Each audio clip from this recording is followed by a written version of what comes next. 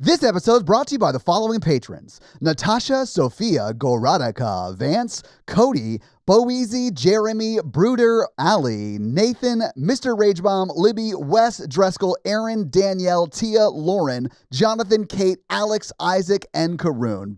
And all the patrons want you to know you're loved, you're listened to, and you're a valuable member of this awesome Horror Virgin community. And if you want to hang out with us, please do so in the Facebook group and Discord servers where we hang out daily. I'm already annoyed of the amount of thirst that's going to come from this episode from your direction. A fair amount.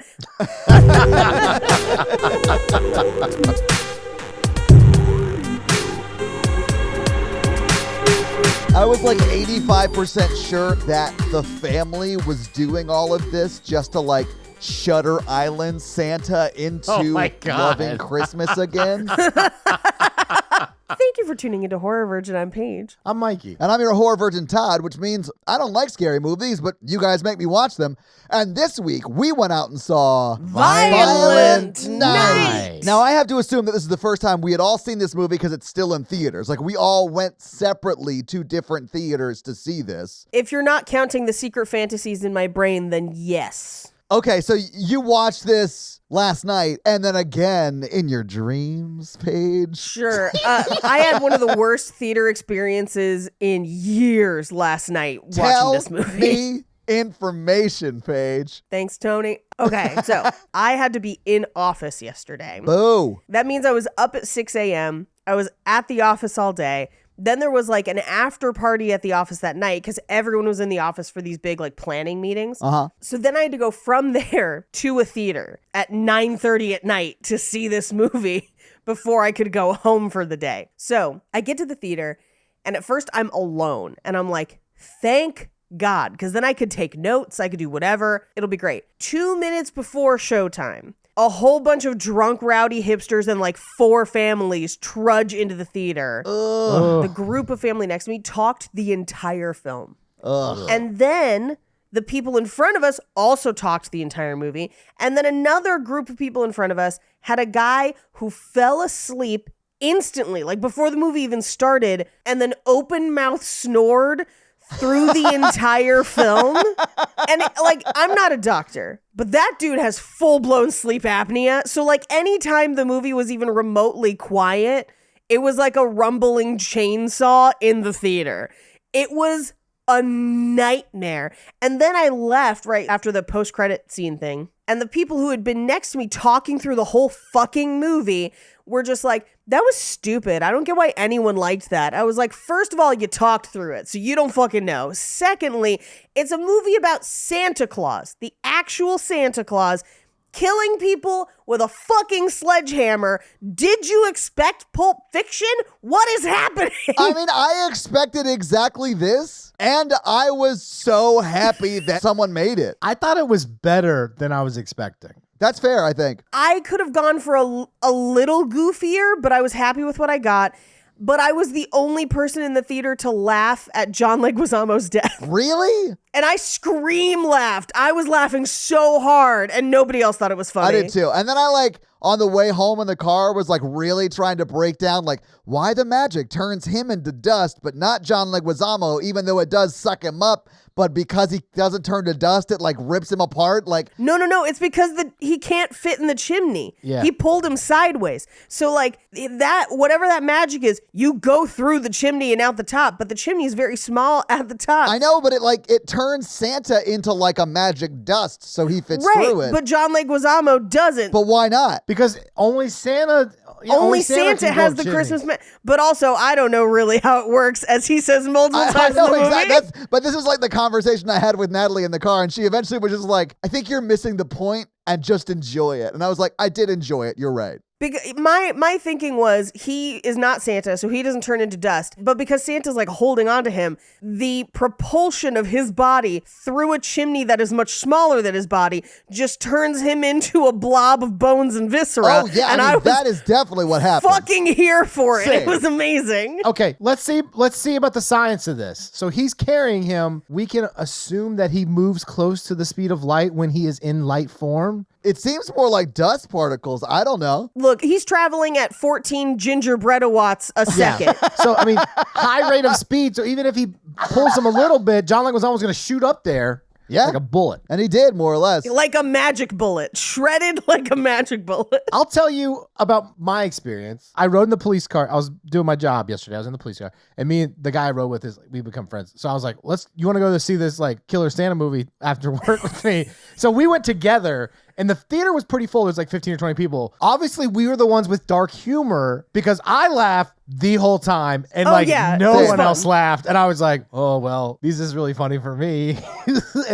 and me and my friend laughed. Everyone I know who saw it loved it. And I was like, great, I'm excited. And then I sat through an entire theater of people who seemed to not like it. And I was like, what is wrong with all of you? I understand why people wouldn't like this movie, but I don't understand why they would go. I feel like it's very clear what it is going into it. It's not like it surprises you with like a murderous Santa. Like that's the movie. No, there's no bait and switch with this movie. It's called Violent Night. Yeah, what was on the package was exactly what was delivered when we opened it. Like, I don't know. Yeah, it's like opening Spam and being, fuck, I hate Spam. Like, well, why'd you open it? Why'd you open it? Yeah, 100%. But I saw this in a theater with 3 other people. It was Natalie and myself, and then just 3 other people. And it was the biggest theater that my AMC has.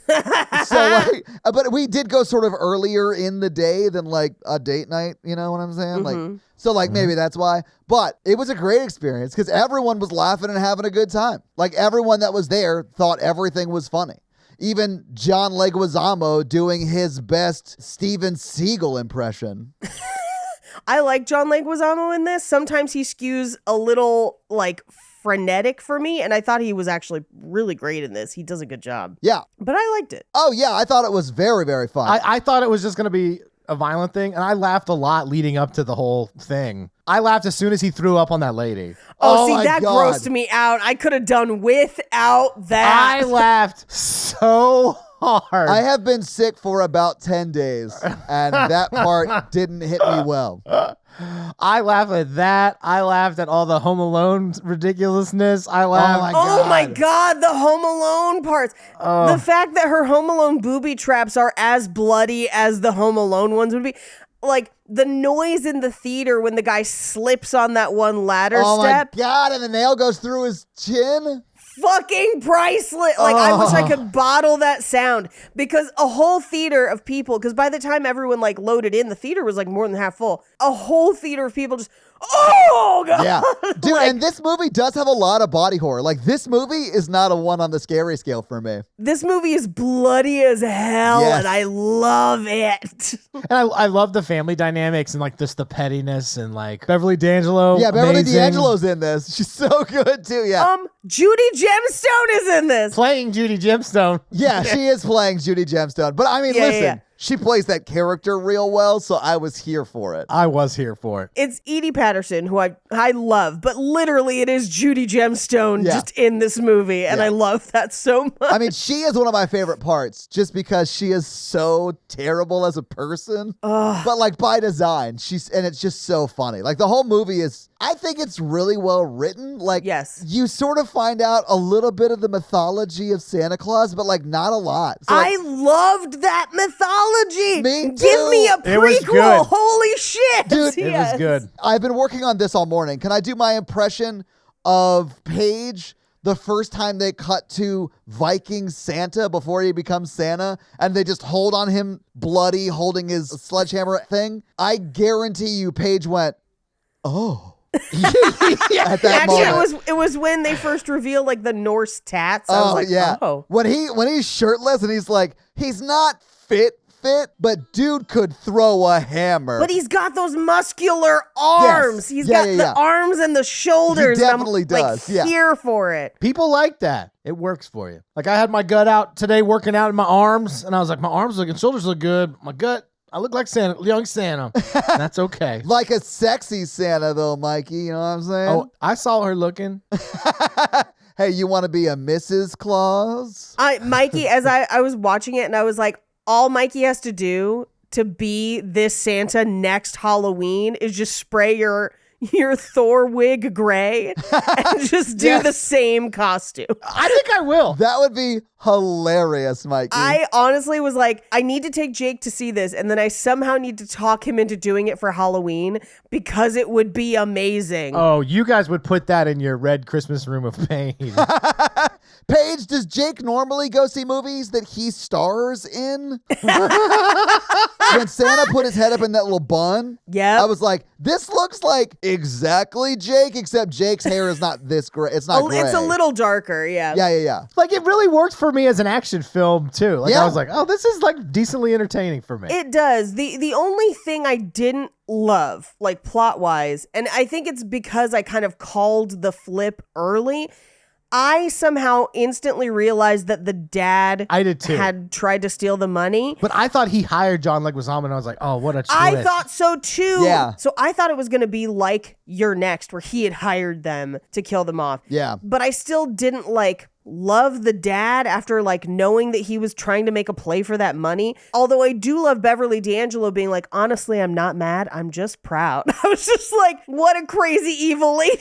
The story she tells about her grandfather and trying to kill him and all that stuff. Oh, yeah. It's so funny, though. But good. it's not her money anyway. It's not money that the business owned. It's money the U.S. government gave them to give to dictators in the Middle East that they can't give money to through foreign aid normal means. Yeah. So they have this lady sort of laundry money, as Mikey would say, to the Middle East. I don't think she cares that much about that money. Yeah. I mean, and so I was kind of like, oh, that kind of rubs me the wrong way until they end up burning it later. And I think that's why they have him burn the money, to be like, he does not care about this. He cares about his family. This is a means to an end. They burn 500,000 of the 300 million. Yeah. So they can only spend $299.5 million. Right. They're obviously, she's the richest person in America. So it's obviously billions and billions that they have. But if he did hire John Leguizamo, one, that's really predictable. And two, that's going to make me the ending's going to be weird. But him not and just hiding it was better for me. Yeah. And I felt a lot better about it. I feel like if he had hired them, you would have had to kill him off, and then maybe her mom marries Santa. Just call me crazy. It would be weird. Yeah. I really wanted to see who Mrs. Claus was. I was hoping for a cameo. Me too.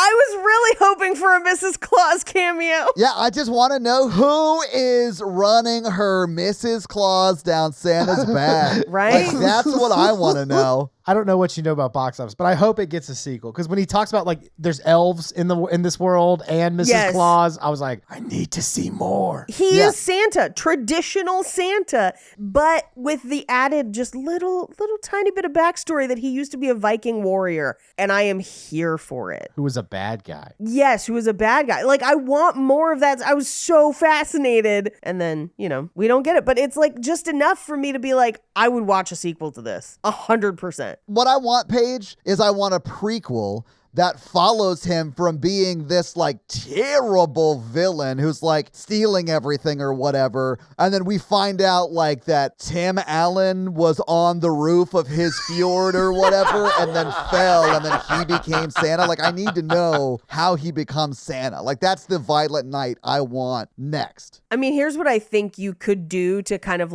get that for yourself is just Photoshop Santa hats onto Alexander Skarsgård in The Northman. I forgot that I left in the whole kangaroo fight thing because on the episode you're out of nowhere, Paige and I are closing up a thought, and you're like, "Oh, this bitch says I can't beat up a kangaroo. Fuck her." I'm not saying I can't. I'm saying it's a fight you would buy tickets for. I'm saying that's an even match. I don't want to buy tickets to your death, man. It's not an even match. He's gonna be down under in a grave. I don't want to fight a small animal. I want an animal that's a challenge. Why do you want to fight any animal, Mikey? I don't understand. You just don't get it. Especially when man is the most dangerous game. You should fight your clone. Let's go back to you fighting your clone. That I could sell tickets to. Oh, but how would we tell them apart? We'd Rafiki you right before you go out. Tattoos. Yeah. Check the dicks. No. He wouldn't have a birthmark on his face because he wouldn't be birthed. I suddenly have a question. that I am ashamed I do not already know the answer to, Paige. And that is, do you get birthmarks in the birthing process? And I ask, not knowing the answer. I will be completely honest. No, they're usually just genetic. I thought so. So I thought, like, if you cloned Mikey, he would have a port wine stain, right? There's a chance. It's not 100%. Okay. Motherfucker. So why don't we get into it so we can go through it scene by scene? Let's do it. Yeah. We open on Santa in a bar drinking. And he's kind of like talking to the bartender a little bit. And another Santa at the end of the bar overhears him.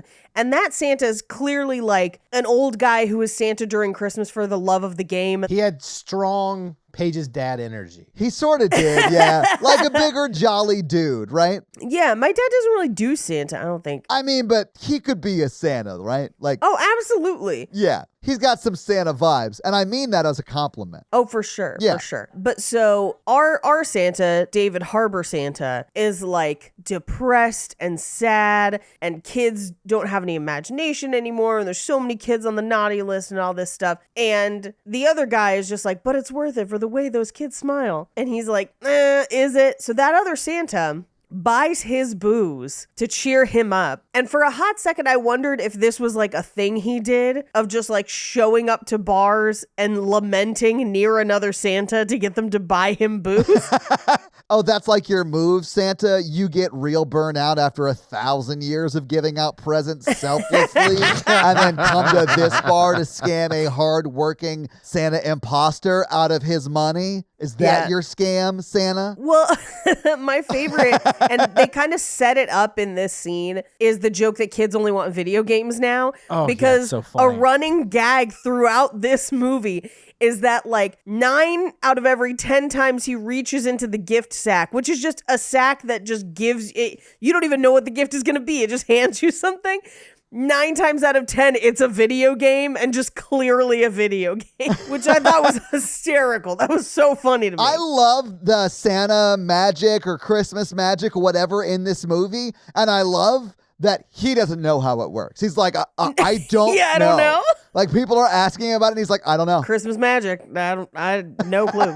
Which I do love, because then the movie doesn't have to explain it. That's why I like it, too, because truly, I don't really care, you know? Anyway, so he leaves, but he walks out through a door, and the bartender's like, wait, that door goes to the roof. She runs up after him. Also, very bad bar design by just putting an instant roof access right next to the bar. I mean, that's where you should go out. You go out to smoke, but yes, you're right. That's probably a bad idea. But so she runs up after him in time to see the sleigh take off. And as she looks up, she's got this like, oh my God, Santa is real. Just like, ah. And then a waterfall of vomit just falls onto her as he barfs off the side of the sleigh. It was real gross. It's just so funny, Paige, because she is like, oh my God, all this childhood wonder, look at Santa. And then she gets like barfed up what looks like old risotto and beer. Like, yes, it it's looks real gross. terrible. It's so gross. But it's like, that is the movie. Like, if you came to a movie about Santa called Violent Night and you made it 30 seconds into the movie, like, you either walk out there or you're in for this insane ride, right? Right. So we cut to a little girl named Trudy and her mom picking up her dad from the airport, instantly coding them as divorced because they were traveling separately. Yes. I think they're separated, though. Yeah, they're not fully divorced. They are like, I got like trial separation vibes. But they'll lie to the person they're dating and say that they're divorced. Sure. Mikey, has that happened to you? Like twice. Yeah, same. Doesn't that suck? Yes. But also recently, like a week That ago. was the last person I was dating, and that's naughty. Naughty! I do like that this movie reuses essentially some of the Silent Night, Deadly Night trope of naughty as like he kills people. It's great. I mean, Silent Night, Deadly Night crawled so Violent Night could run. Let's just be honest. Yeah. We haven't seen the sequels, so it might learn to run as well. It might, but we do at least get that second one. That's the one that establishes that Santa has amazing shoulders, and thank you. Anyway, so as he gets into the car, the dad, he has a bag with a gift in it for his mom. So we know that he has a present. We watch as they pull up to a palatial mansion with a gate separating it from the rest of the neighborhood. And as they drive up to the gate, they interact with the guy running the gate, the security guard. And clearly, he knows them by name and by face. He lets them through. And he kind of jokes about like, I wish I wasn't working Christmas Eve, but, you know, your mom, which is kind of the first indication we get that the grandmother that they're going to see is terrifying. Yeah. We don't really know the scale of the opulence at this point, but we know there's like some probably very unhealthy family dynamics that they're about to walk into. Right. And intercut with a lot of these kind of family scenes. And this is why it was kind of difficult to try and take notes on this from memory, is because there's a lot of cutting back and forth between multiple places. Yeah. So like as we're cutting back and forth through this, we're seeing Santa like peeing off the side of the sleigh.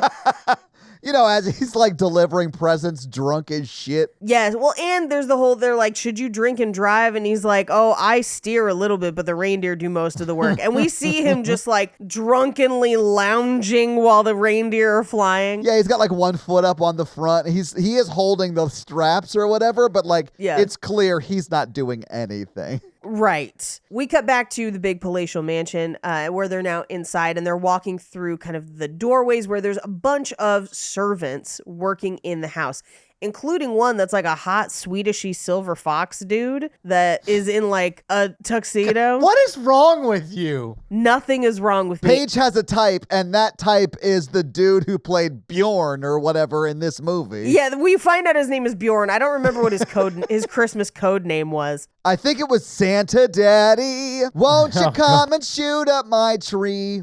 For me. I've been a really bad girl, Santa I saw him and I was like, you know, if he put on a Santa suit, it would work for me.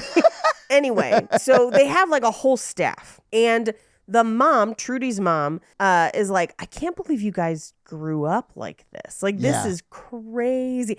And I do love that as they walk into kind of the main room where the tree and everything is, there's two like servants that have plates that are just charcuterie boards. I know. I saw that. I was like, how wealthy are these people that they have two charcuterie board waiters like at the entrance to their lobby? Like, that's insane. Although, if I had that money, would have. For Christmas. Yeah. Well, yeah, I mean, I wouldn't do it every day, but if I was having guests, I absolutely would have charcuterie waiters that definitely are going to kill me later tonight. Yeah, some people might have a pool boy. I've got a gabagool boy, just like a guy hanging out with meats and cheeses. Definitely Italian and definitely knows how to pair cheese and meats. I want him to look like the guy from 365, tatted up, and just be like, here are your dairy and meats, my lady. Mi principessa. Merry Meatmas, Paige.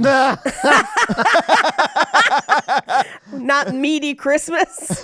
Dairy Christmas. Dairy Christmas was right in front of us the whole time, and we missed it, Paige. Oh, God, I want some cheese and meats right now. That sounds so good. Anyway, they walk into the big room where there's couches and the tree, and this is where his sister, her boyfriend, and her son from her previous relationship are hanging out.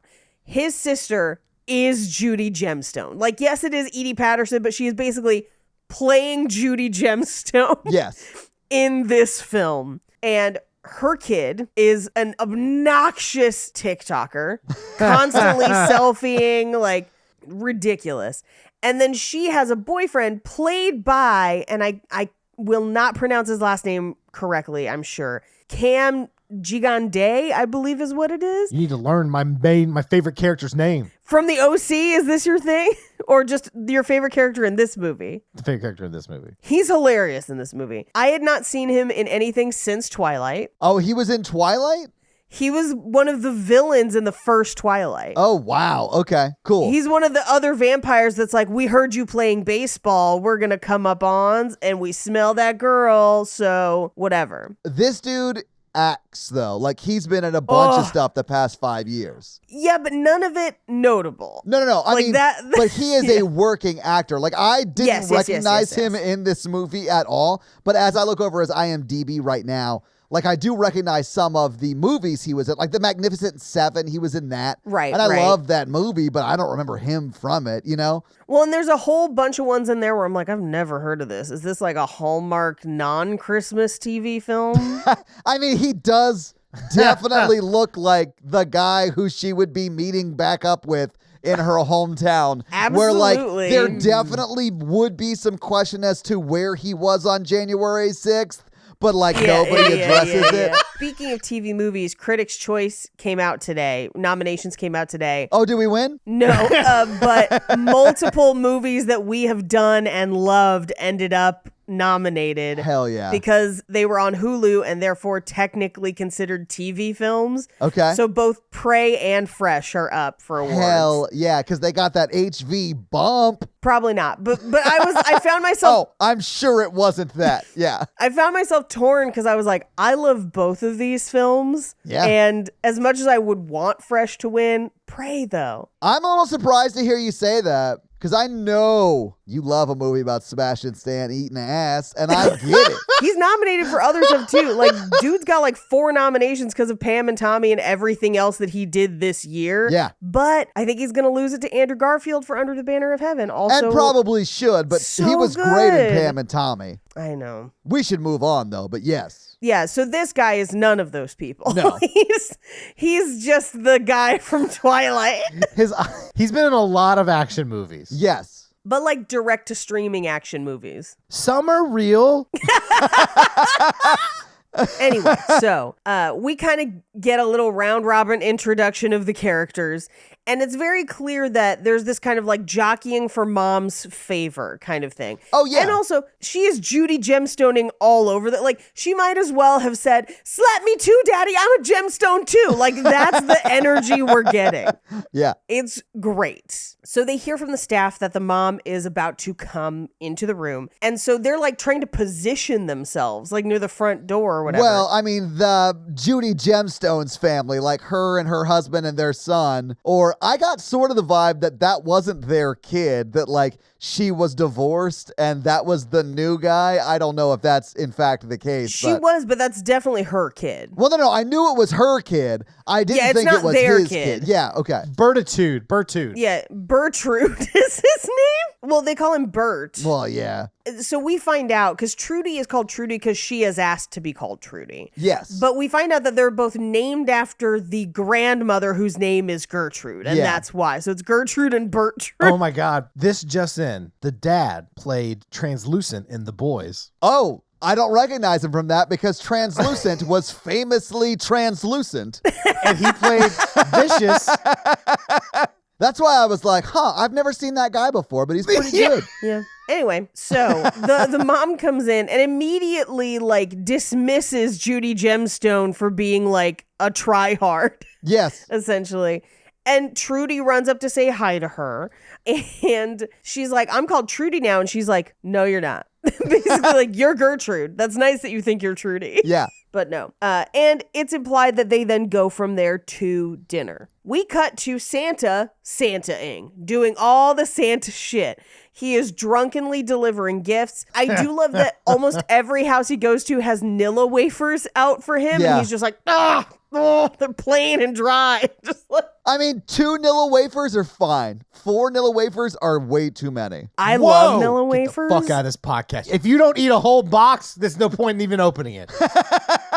If they're not like in banana pudding, it's just too many. My husband loves banana pudding specifically, and therefore loves Nilla wafers because of banana pudding.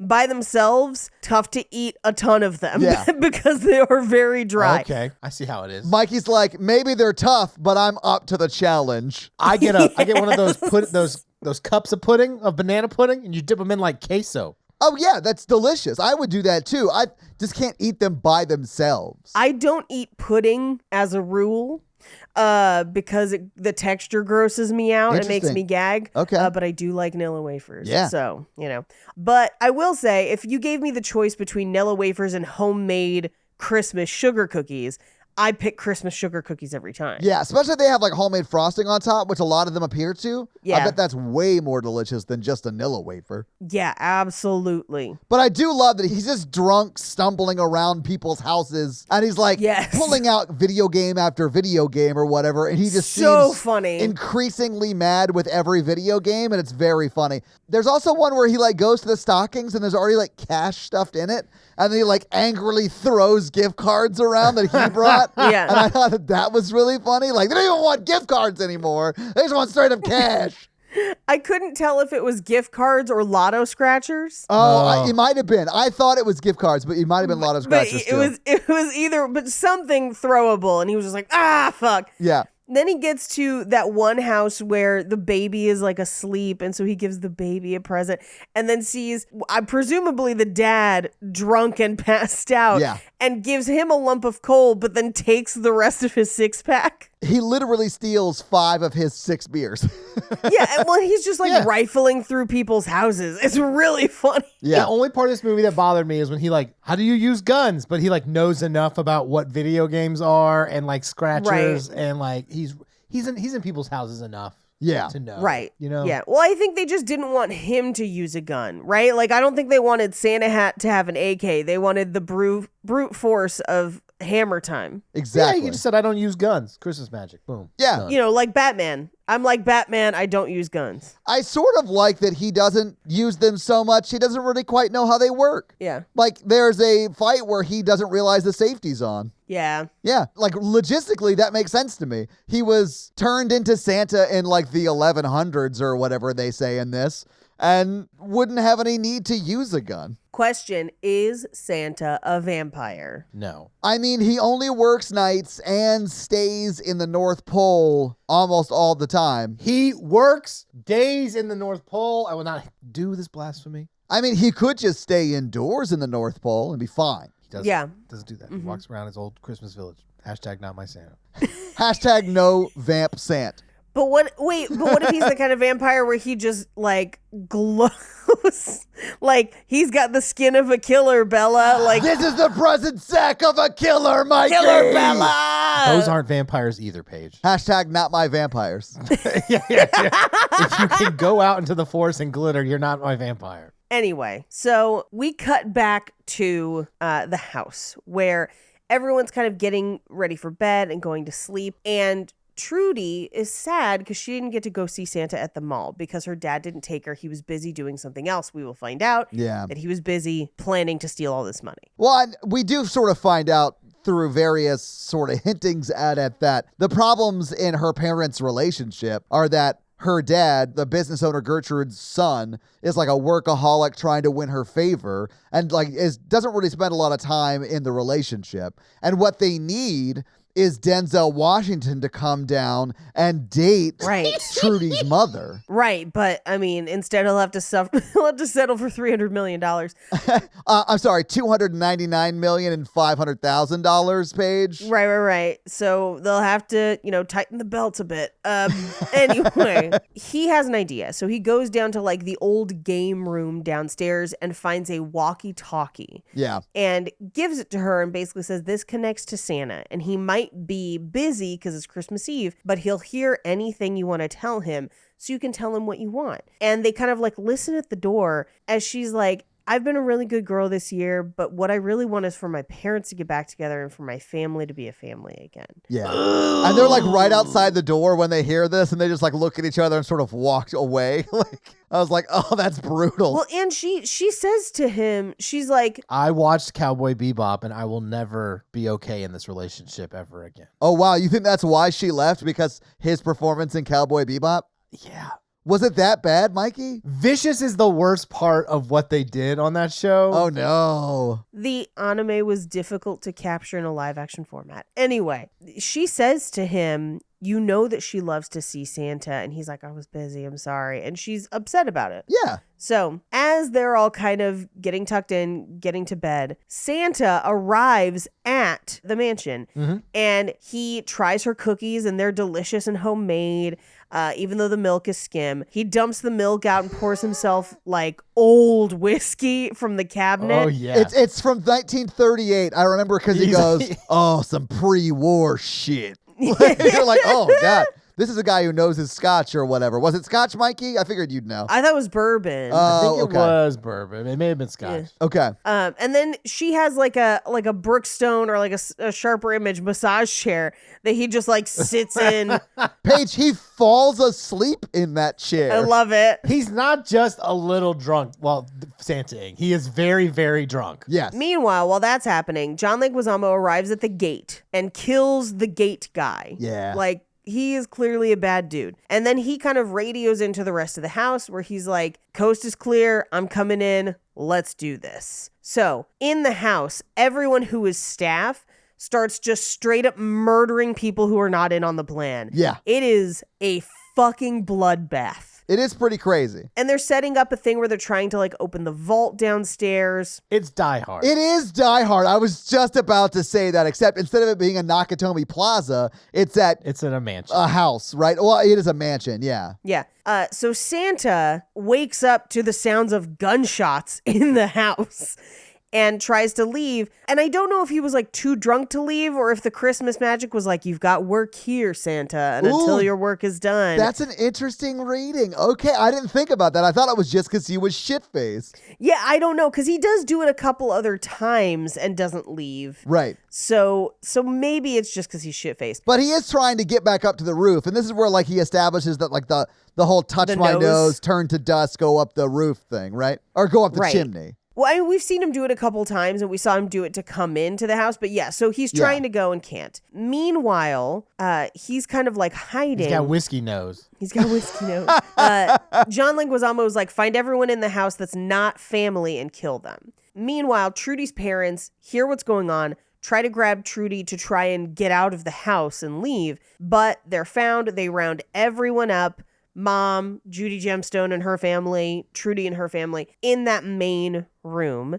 And John Leguizamo was like, I want what's in your vault. That's why we're here. We're here to rob you. And he tells the rest of the people, he's like, kill everyone else basically who's not in this room. Like, that's not with us. So they go searching through the house. And this is where Santa accidentally makes a noise as he's watching through the window or through the door, and a guy hears him and comes in, and that guy has a fucking Uzi, and he tries to wrestle it away from him and shoots up through the ceiling, which makes the reindeer fly away. Yeah, they get freaked out and they fly away. Yeah. Right. And this movie does establish that they take shits on people's rooftops, which is pretty funny. And they're like sentient. So they're like, fuck this shit. Let's get out of here. Yeah, we're getting out of here. Yeah, they bounce. But like I do think it's funny that I guess it was like right when he got there before he actually goes down the chimney the first time, he's like yelling at Blitzen for taking a shit on the roof. It's Prancer. Is it Prancer's Prancer? the one he's like, Prancer left a big log up there. Yeah. Anyway, so he ends up fighting with this guy and they get tangled in Christmas lights. He ends up pushing him out a window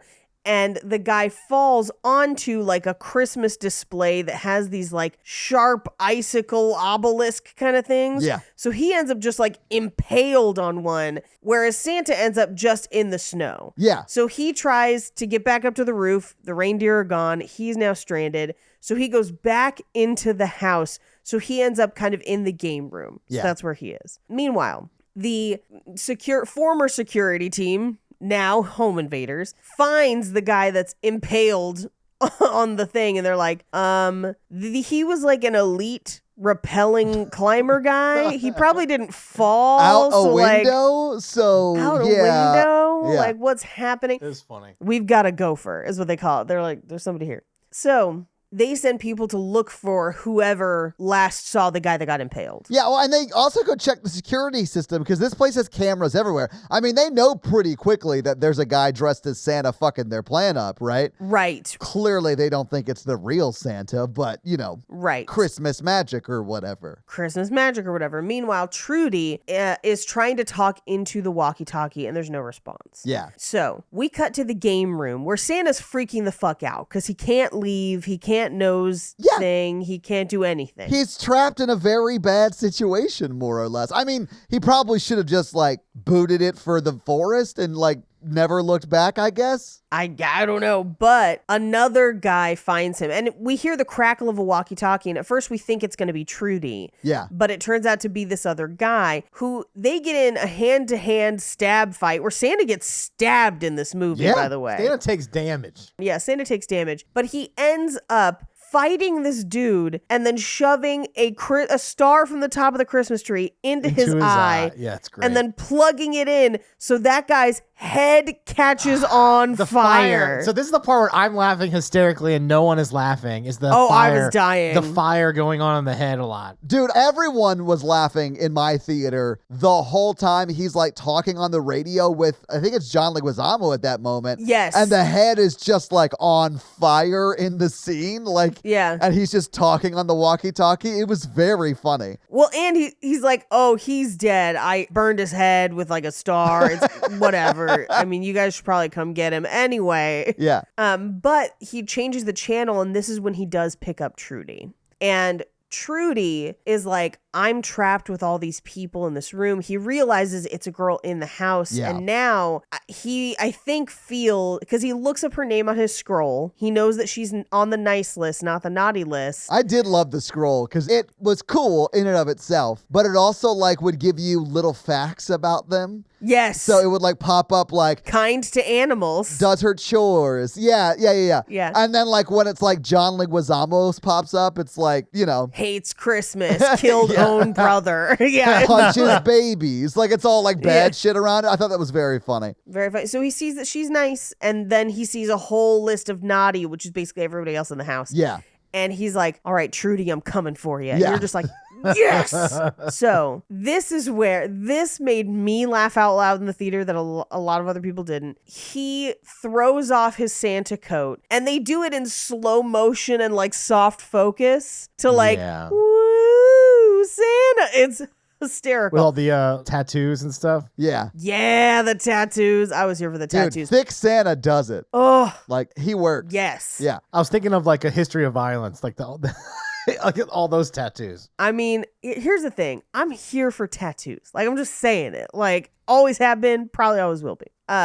He stitches his own side closed, where he got slashed by the guy. But it's all with Christmas shit. It's so perfect. With an ornament hanger. Yes. And tinsel he strips for to make a string or whatever. It's so funny. And then wrapping paper to bandage it. And ribbon. And it doesn't stay. It no, does not stay, but it's absolutely very not. No. And then he puts on, he's got a flowy Santa blouse and his Santa coat, and he puts it on and just kind of leaves it open in the center for a bit as he's then talking to Trudy because she's got headphones in so they can't hear. And this is where he's telling her I used to be a bad guy, I and kind of admits to her that he's struggling with being Santa in a weird way. But this is where we get the first flash of him as a Viking. Not the full one, but just the first glimpse that's what this is. It's a quick 5-second shot. Yeah. And it's just him, Viking helmet, not gray hair, covered in blood. And that was when I was I could hear Paige going oh, right now from LA.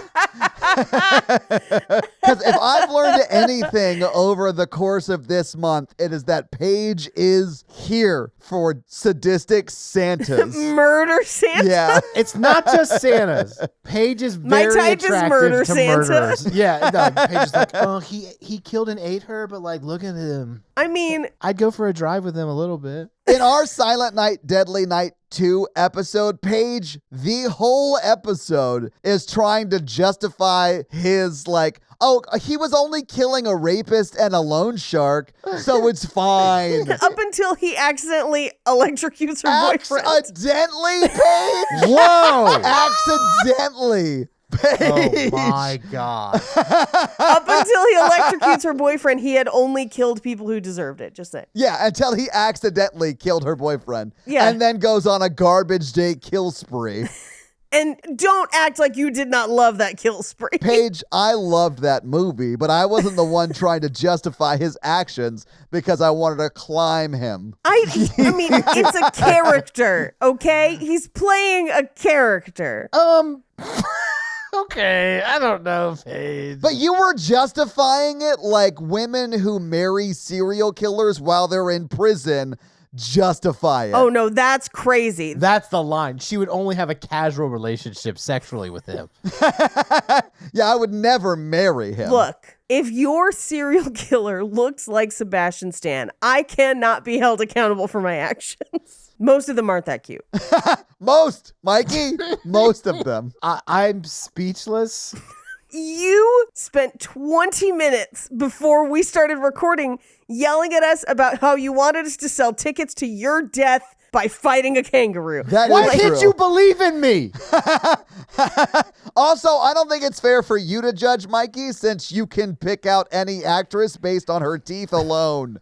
Oh, yeah. I mean, you have your weird things too. Yeah, you do. My weird, I don't pick out any teeth of only serial killers. And Mikey, one time we played. yes, there was that one little Casey Anthony thing. Fine, whatever.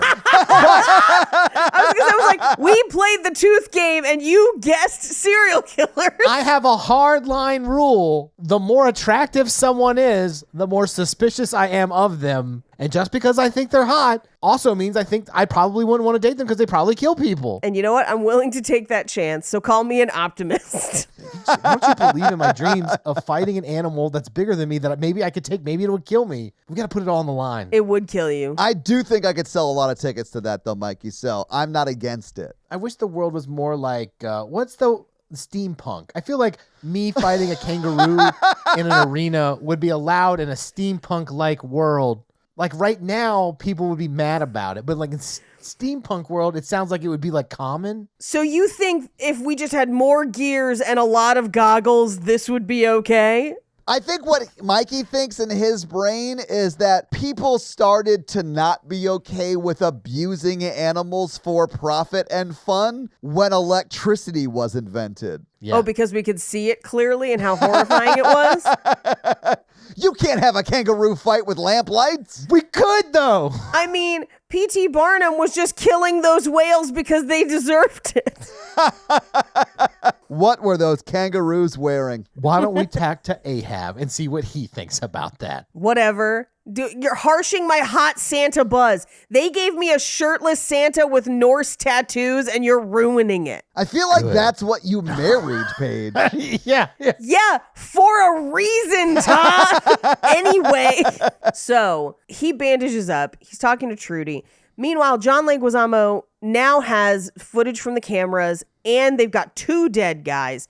So he goes into the room where all the hostages are and he's like, who the fuck is in league with hot Santa? And they're like, not I, Lord. And then Trudy is like, it's me, fucker, and makes a run for it. Yeah. Just takes off.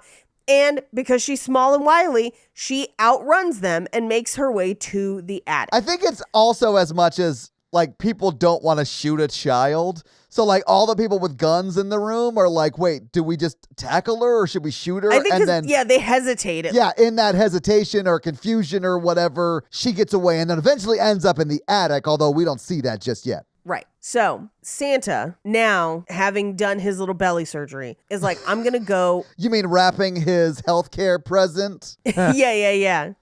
Adding an extra scar that's going to look super sexy when it heals up. Hell yeah. So he has to call for help. He has to find a way to call for help. So he makes his way out to the gate. This is where he finds out that the guy at the gate is dead and overhears on the walkie-talkie that the extraction team that they think is coming to help the family is maybe not. Yeah. But they're on their way. Yeah. So he goes back to the house, calls Trudy, and he's like, it's bad. And he ends up in like, no, I guess that's after. He calls Trudy. She's like, I'm going to set up booby traps like Home Alone. And he's like, I don't know what that is, which I think is really funny that Santa doesn't see movies. I mean, why would he? He's from the 1100s or whatever. Because you can enjoy them. Well, yeah, but I just don't think I feel like he would need something to do with the North Pole, but maybe it just takes that long to make all those toys. Yeah, he's making toys for The every elves person ever. make the toys. He supervises. Well, and at least one of those elves wants to be a dentist, so. But he doesn't watch movies. I don't know. But like, I did like that he has no idea what that is. And he's like, I don't care what you do as long as you do it quietly. Just don't make noise. He might just not like Christmas movies how I don't like watching work movies. That could be. I love that rating. Like, he loves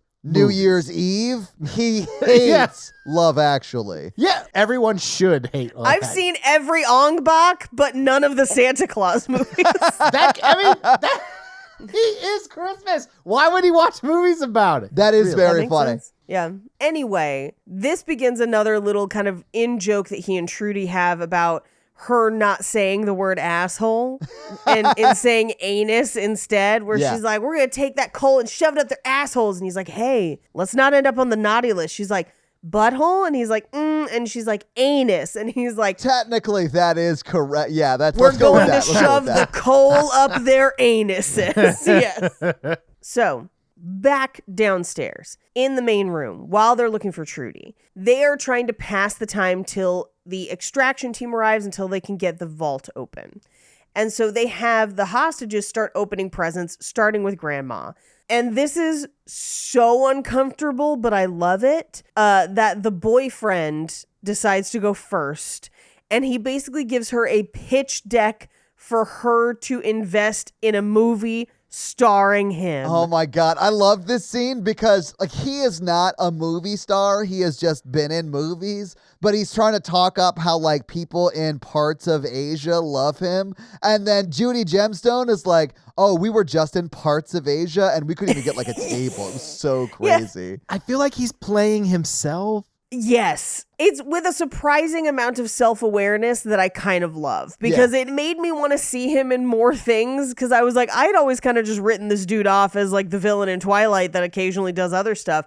But seeing this, I was like, this was really funny. Like, he gets it. It's great. But it's not well received, obviously. And the people with guns, like the people holding them hostage, are taunting them for their gifts. Yes. Which I also found funny. Well, the guy who was playing Krampus is like a extra level of sociopath. Oh, and I yes. was here for it. Like, he wasn't just in it for the money. He was also in this caper for the murder. And I love that energy. I felt like Krampus was great. I felt like they couldn't get Charlie Day. Oh, yeah. I mean, you definitely couldn't get Charlie Day to do that role, but he does have some like Short King, like Short King rascal wild card energy. Yeah. Yes. Yeah, absolutely. Yeah. So next, Judy Gemstone gives her gift, which is a framed photo of her and her mom on the day of her birth. Yeah. And I just love that Beverly D'Angelo's like, I don't need this. I was there. And then just throws it across the room. Well, she sets it down and then Krampus picks it up and is like, yeah, worst gift ever. And he throws it out the hallway. Like, it's insane. It's great. We get a cutaway to, and we get a couple of these, to them trying to open the vault Yeah. downstairs. Well, it's Die Hard. You have to cut to it every 20 minutes. Right. So they cut back from the vault and from seeing Santa on the CCTVs Yeah. to Grandma opening up Trudy's dad's present. Beverly D'Angelo. Yeah, Clark Chevy Griswold's Chase's wife. Yeah. And he seems to not want her to open it. And he's like, well, no, you should open that tomorrow. And there's a card with it. So it's her favorite whiskey and a card. And she opens it and reads it and then just tucks it into her jacket and is like, thank you. And now that I know the end, she really was proud. Yeah. I don't think she was mad. I think she was like, oh my God, this is the best gift I could have gotten. Yes. You moved the $300 million. I may not be thrilled about your motivation as to why you moved it, but like, good on you. You had the family instinct. Yes. Which we come to find out later in the movie that she, I think, murdered her dad to take over the company. I think so, yeah. Like, it's hinted at least. The whole time I was watching this, I was like, is this what Succession's like? Because I don't watch it. Yes. It honestly is. Like, even with the murderous Santa Claus, yeah. Yeah, a little bit. It's not as extreme, but yes. Yeah, that is what Succession is like. It is like this with the kids fucking each other over to try and jockey for position as to who takes over the Fox Corporation. Because it's like based on the Murdochs. Yeah, but also the head, the patriarch. So good. Is he losing his mind? Is he not? Is he playing games with them? Is he positioning them like pawns to play against each other? It's wild. Yeah, and the guy who plays Logan Roy, who was like a big actor, I can't remember his name, is good. Not Rip Torn. Brian Cox. Yeah, Brian Cox, who was also in the best X-Men movie.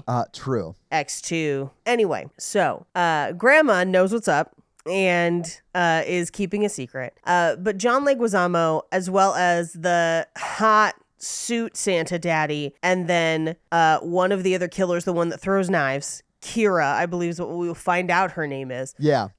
They find Santa and interrogate him. They basically pull him back up to that room to ask him questions. And he keeps being like, well, I'm Santa Claus. And they're just like, we know you're delusional, but like... we know that's who you're dressed as. Who are you actually? Yeah. And we get a little bit of John Leguizamo's character talking about why he hates Christmas. Yeah. A little bit. But then we also have Santa being like, well, Bjorn, you did this, and Kira, you did this. So like, he clearly knows who they are. But then my favorite is that Bjorn and Kira's like, wait a second, could he be? And he's like, don't say dumb things out loud, or don't be dumb out loud, I think is what he says. I know you're dumb, but don't say things out loud to prove my point. Don't be stupid out loud. By the way, Bjorn's name, his code name is Gingerbread. Gingerbread. And that girl, I can't remember her name, but they call her Candy Cane. That's her code name. Kira is Candy Cane. Okay. Yeah. That's great. So meanwhile, they're like trying to actually kill him and strangle him, and he like sneezes himself out onto the roof. Yeah. And they're left there being like, how the fuck did that happen? Like, what happened? Well, I mean, because he was like tied up more or less and then touches his nose and gets sucked up through the chimney. Like, that would be an insane thing to see. Right. Well, and John Leguizamo was like, he must have had like a pulley system. Like, he's trying to explain it, but there's just no way. He figures out how it gets done later in the movie. So it's fine. He figures it out. Yeah, it's fine. Meanwhile, they're still trying to break into the vault, and they know that the extraction team is coming. They hear them rumbling right outside the house on their snowmobiles. And this is when Beverly D'Angelo is like, ha, you guys done fucked up now. Because now my extraction team is here, and they're going to kill you. And then, like, the complete opposite happens, and it's great. Yeah. Well, I think his name is Morgan. The character's name is Morgan, but Judy Gemstone's boyfriend. Yeah, Judy Gemstone's, I thought now husband. I thought they were married. I don't know. It might be boyfriend or whatever. But he like runs and like jumps out the window. It's on the ground floor. So he just like runs out into the yard and then runs up to the extraction team and then they just shoot him. Yeah, well, he's like, here's what's going on. There's guys inside, reconnaissance. Because he's being like... He had this whole speech of like, well, if I was on the 9/11 planes, that speech. Oh my God. Very Wahlberg, it was wild. I was like, oh my God, this is definitely based off of Mark Wahlberg. So funny. And so he gets out into the snow and does fake karate moves. And then it's just like, here's a mission report. Here's what's going on inside. There's hostages. We're alive, whatever. And they're like, cool, bro. And just shoot him because the extraction team is not there to extract, but rather to assist in the invasion. Which I thought was like very clear because the whole time Beverly D'Angelo's character has been like, you know, we have all of these like extra like countermeasures in place in case something like this happens. And the whole time he's like, I know. Yeah. I did my research. And he even says like, I know we have 9 to 12 minutes before your team gets here. Like, he knows when they're shocked that the extraction team is in on it, I was like, that was the most predictable thing you could have said. Well, we needed more people to kill. I know. That's what I'm saying. We needed that. But also, I did love when she tried to go to her panic room and Yes. definitively tries to lock Judy Gemstone out. And then she's like, can Gertrude come too? And she's just like, like, no. And also, she gets into that panic room, and it's definitely big enough for multiple people.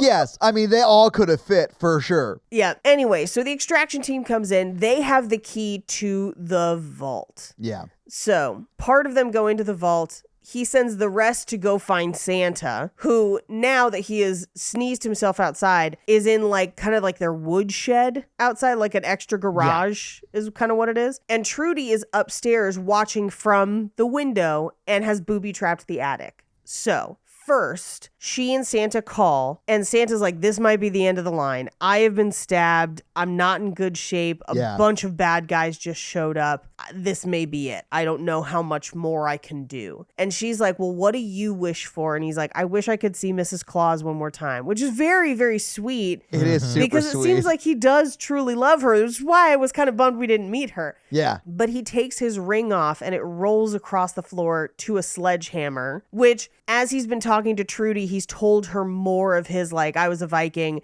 I had a skull crusher hammer. It like dripped with blood. Like, we get the full shot of him as a Viking. It's wild. Yeah, it's so good. Because we do see his skull crusher hammer in that shot of him from like Viking times. Right. And it is covered in blood.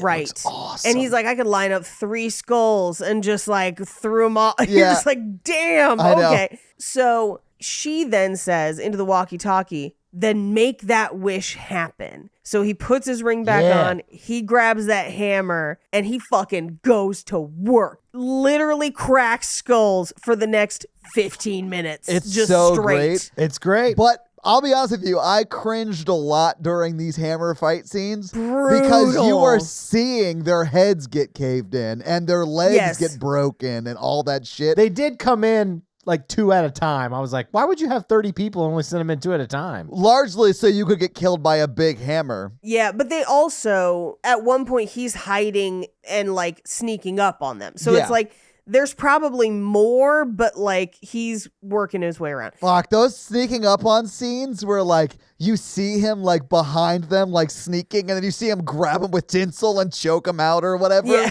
It's so dumb. I loved it.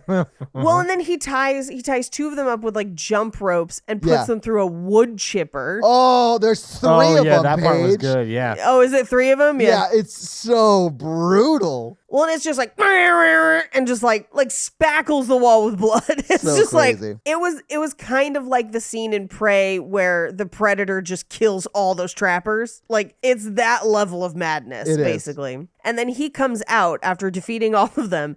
And the one remaining like comms guy outside tries to run away, and he throws the hammer and gets him in the head from far away and then kills him. And you're just like, oof. Magoof. Like, this is brutal. Yeah. So we cut inside the house where they have tracked Trudy down, and he hears over the walkie-talkie that she's in trouble, and he's like, I'm coming for you, Trudy. And Bjorn and Kira have found that little stairway up to the attic, which she is kind of laid out with like a welcome mat that has a bunch of drill bits sticking out of it. Yeah. And then she's got nails on the ladder. And they're like, well, we can clearly see these. This isn't a booby trap. And what they haven't noticed is that she has sawed one of the rungs of the ladder. So if you step on it, you'll fall onto the nails. And that's what he does. Because That's he like exactly what Bjorn excitedly does. climbs the ladder like, I can easily avoid the nail. And he does, but he doesn't avoid that broken ladder step. And he just eats it, man. His nail goes right through his chin. Yeah, through his chin and up into his mouth like the end of Hot Fuzz. Just like, Oh, no, it's exactly like that. Yeah, like with the steeple or whatever. Yes. Yes. So Yeah. funny. Fuck about the model village then. But yeah, it's... And the entire theater was just like, oh yeah. whoa, like, whoa. So then he has to lift his head up to get it off the nail. She climbs up over him, and this is where Trudy releases a fuck ton of bowling balls. But like has them positioned to where they fall off the shelf and then hit a perfectly positioned trampoline to bounce them directly towards the hole that Candy Cane and Gingerbread are trying to come out of. Right. Like climb into the attic from. Right, and knocking Gingerbread, aka Bjorn, down onto that pile of drill bits. Yes. Just like, oh. So brutal. So Candy Cane comes up. Meanwhile, downstairs, Gingerbread, Bjorn, gets up and he's pulling drill bits out and he's like looking at one of them. Oh, God. Another bowling ball comes down, nails him in the hand so that he impales his own head with a drill bit. And then he falls back on those drill bits. Like, he was already dead once that nail goes through his head or whatever, but yeah. Oh, so funny. It was. I laughed so hard. It was great. Candy Cane's walking around the attic and trips what she thinks is like a wire, but it's really just for Trudy to kind of like trick her into getting into position. Yeah. Because then Trudy has like an exercise band and she's shooting stuff at her. But my favorite is like, it's like a tennis ball, a slightly larger ball, and then she's got a dumbbell that is clearly far too heavy for Trudy to hold. That dumbbell would be like 30 pounds. It had like a few weights on each side. But she like shoots it at her and it hits her right in the face. It's so funny. Right in the face. No way. Yep. Knocks her down. And at this point, Santa comes upstairs. He has made his way to the attic and he has Trudy turn around, cover her ears, and sing Jingle Bells while he brutally murders Kira with a hammer. Well, I mean, in fairness to Santa, she was literally about to shoot Trudy when he hits Candy Cane with his sledgehammer. And then he's like, all right, sing Jingle Bells and like, don't listen because this is going to get brutal. And he does like sledgehammer her face to death. Yeah. And while he's doing it, he's like, you were going to kill a fucking child. Yeah. Naughty! Yeah. Meanwhile, they get to the vault downstairs and they open it and it is empty. So they go up to where the hostages are and are like, where's the fucking money in the fucking vault? And no one wants to tell them. And so they're threatening, and he's threatening to like, I could shoot anyone at random. And they're like, but then you might shoot the person who knows. the dumb kid, Bertitude or whatever. Like, Bertrude. If Bertitude is not his TikTok handle, I don't know what is. It's like, but if you shoot one of us, what if it's the one that knows where the money is? And he's like, damn it! God damn it! Yes, so good. But so he starts to try and narrow it down where he's like, well, it couldn't be people, like it can't be the guy who's dead outside, obviously. Right. And then this girl seemed to have not known there was money to begin with. So it's probably her. So he's holding Trudy's mom hostage and he's threatening to kill her. Yes. Which makes Trudy's dad be like, I did it. It was me. And he basically says, he's like, I was trying to get away from this horrible family and try to get us back together so that I wouldn't have to be beholden to them. I wouldn't have to work for them and I wouldn't have to miss out on time for my family. And then her mom, Trudy's mom, is like, so you wanted to get away from your family by stealing more of their money? Like you wanted to prove that you didn't need their money by stealing a lot of their money? Like, what are we doing? I mean, in all fairness, if I had $300 million, I wouldn't care about how much money my parents had. You know? Right. Oh, of course. Yeah. Yes. Yeah. So he's like, I'll show you guys where it is. We'll go. So they take him and the mom outside so that he can show them where the money is. Meanwhile, it's time for Santa to fuck some shit up. He's already been fucking shit up for like 40 minutes, Paige. He's been fucking shit up for like 40 minutes, but he's basically slowly killing off the other guards and stuff that are left. Yeah, this is like the part in Die Hard where it's like, ho, ho, ho, now I have a gun. Yeah, now I have a machine gun. That's pretty early in Die Hard. I know, but now he's turning it from that to like going to kill everyone left. That's what's happening here. But that was the hammer scene in the barn. He killed legitimately 30 people in that barn. And it was like a 15-minute scene. Yeah, you're right. Ho, ho, ho, now I have a sledgehammer. We're at the part in Die Hard where he is shooting out the glass and his feet are bleeding. Yes. Yeah, that's fair. Sorry, I've watched Die Hard. Not enough. Let's go for another round. A few times. Yeah. One of my Christmas movie traditions. Yeah. So they go out to a giant nativity outside the house, and that's where the son has hidden all of the money in duffel bags, basically below the hay bales. Yeah. So they're pulling the money out. As soon as they verify that the money is there, John Leguizamo calls the people left in the house and he's like, kill the hostages. And it's like Krampus, who's like super excited. He's like, all He's right, my everybody, favorite. Excited. round up. He is my It's favorite time of to die. the ones. Of the people. Well, and he's trying to make them choose which one should go first. And so Judy Gemstone and her kid Bertrude, because they volunteer Trudy's mom. They're like, she's not even blood. Kill her first. Like, immediately. And she's like, excuse me, like, you're awful. Your kids, kill them first. Like, who? So it's this like whole argument, but it serves to distract Krampus long enough for them to beat the shit out of him with fireplace pokers, essentially. Yeah. I mean, they kill him with them. Like, they beat him to death. They think he's dead. Well, that's true. But then Judy Gemstone stabs him. Yeah. Stabs him with one. Yeah. Yes. So now they've taken care of him. I do love that, like, it cuts to, like, up from the murder. Like, we just saw Judy stab him, and it's like them, like, it's nice to do something as a family for a change. As a family. It's nice to do something together. So as they've just finished killing, Santa and Trudy burst through the door. Yeah. And they're like, who the fuck are you? And he's like, Mr. Claus. And they're like, well, just do what Mr. Claus says, I guess. So he hands Trudy's mom a gun because she used to hunt. Yeah. And he's like, let's go get the money. Let's go get the other people. So they go outside and he has Trudy's mom covering him with the gun. Yeah. While he basically just goes ham on that nativity with that hammer. It's great. Holy shit. Well, she's not even really like, I mean, she is shooting at the extraction team, right? But she's like not great. Well, she does shoot that guy in the balls. I know that. I love that part because she like shoots him and she's like, oh, I hit somebody. And he's like, oh, my nuts. Like, he's in so much pain. And I think he lives. No. Oh, does someone kill Santa him? puts him out of his misery. Okay. Yeah. Yeah. But Anyway, it was just so funny because she looked as surprised as he did that he had been shot in the nuts that she actually hit him. right. Well, and so Santa is not subtly getting he's just like, naughty. Oh, yeah. Like, it's great. So John Leguizamo, along with Beverly D'Angelo and the money and Trudy's dad, I think, take off on snowmobiles. Yeah, I mean, John Leguizamo's trying to get away with the money and has Beverly D'Angelo as a hostage, I believe. Right. Yeah. And there's one guy, the head extraction team guy. Right. Also goes. So there's like a bunch of people in play, but it very much is like all the bad guys that are still alive versus all the good guys that are still alive. And Santa's in the mix somewhere. Right. So Santa steals the manger.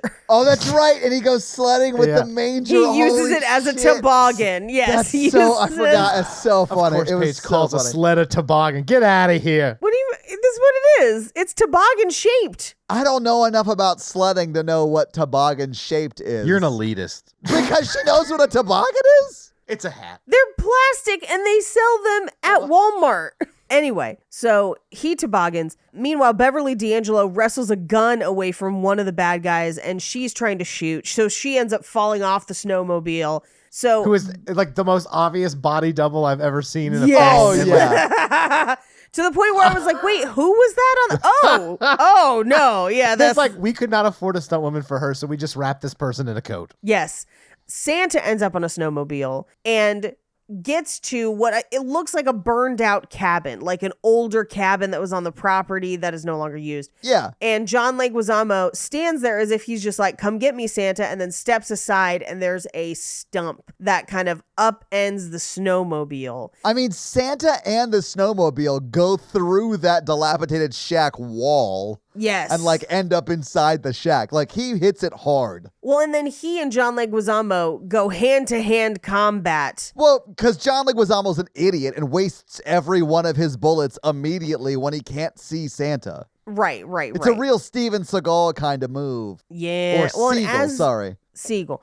As they're fighting, which I guess we didn't cover it when it was in the sledgehammer scene, but he also like sharpens a candy cane and uses it to shiv like four people to death. God, So he good. stabs someone in his eye. Oh, it's so crazy. It was like Wolverine, great. but with candy canes. Yes. So what you're saying, it was like Wolverine, but better? Yeah. Well, Logan was good. Yeah, it's fair. Logan was great. So as they're fighting in this dilapidated house, they kind of foreshadow because they're fighting against what used to clearly be a fireplace and chimney. And so they kind of give you a hint like, winky wink, it's Chekhov's chimney. And John Leguizamo literally stabs through Santa's hand with a climbing saw. Yeah, it's like one of those climbing picks that you use to ice climb. Yes. Yeah. And through Santa's hand. He's also wearing ice climbing, like, they're not boots. You, like, strap them to your boots. But, like, the spikes that you strap to your boots to ice climb with. Right. So every time he's kicking Santa, he's, like, stabbing him. Yeah. So he ice picks his hand to this chimney, and he's, like, strangling him, and he's about to try and, like, kill Santa with, like, I think he's got a knife or the other ice pick, whatever it is. It's a karambit. It's a knife. Yeah. Yeah. Santa rips his hand through the pick. Oh, and they show it, too, man. That is brutal. Oh. And then touches his nose, and we realize they're right in front of the chimney. And so your brain does the math of like, wait, what happens if he's holding on to a guy? And then you just watch as he pulls John Leguizamo through the chimney. And when he gets up at the top of the chimney, it's just like a square of bones and terror. It literally is just his torso.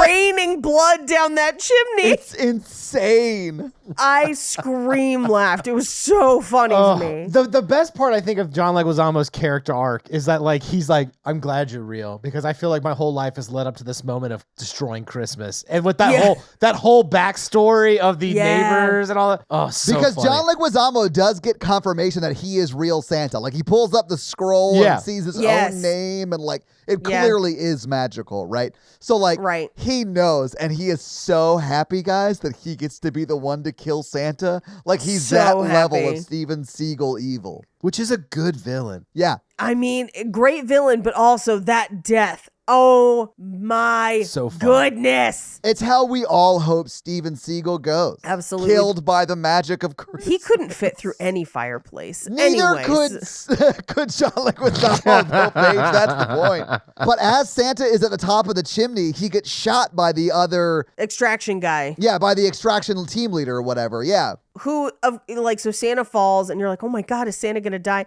And he's about to shoot Santa in the head when Beverly D'Angelo caps that guy. Just like doesn't even warn him. Just like, boom. It is great. It's great. So Santa's dying, and they're like, and he's like, I'm cold. And they're like, we got to keep him warm. So they burn some of the money to try and keep him warm. And this is like where the whole family's there. So it's like Judy and Bertrudy, and then Trudy and the mom as well. I forget her name, and Trudy's dad is also there. And Trudy's dad is like, we got to keep him warm. Let's start a fire. Let's use the fires that are growing out to like start more fires to keep him warm. And so they're like burning cash to keep the fire going. Yes. And Judy Jensen's like, how could you burn? He's almost dead. Why are you wasting that money? We don't have to burn the money. Like, what? We didn't. And then Trudy, because she's very sweet, is like, I know you're the real Santa or whatever. Please don't leave. I believe in you. All that stuff. Yes. Yeah. And then it goes through everyone. And like everyone eventually says, I believe in you to Santa Claus. But like their level of conviction drops with every person saying that, because Trudy says it and you're like, damn, she believes. And then her dad says it, he believes. Then her mom says it. Yeah. But those people believe. And then it gets to like the grandma Beverly D'Angelo, and she's like, yeah, whatever, I believe, or whatever. And then Judy is like, oh, fuck this, I believe, or whatever. It's fine. Can we just move on with our night? Like, it's so funny. I love that it's Tinkerbell rules, where it's like, everyone clap. Everyone clap to make Santa live. I honestly think he's got more like Wolverine powers, where he's not going to be able to die because of Christmas magic. And I think so too, and I think that's going to torture him, because he's like, I'm so tired of this. Yeah.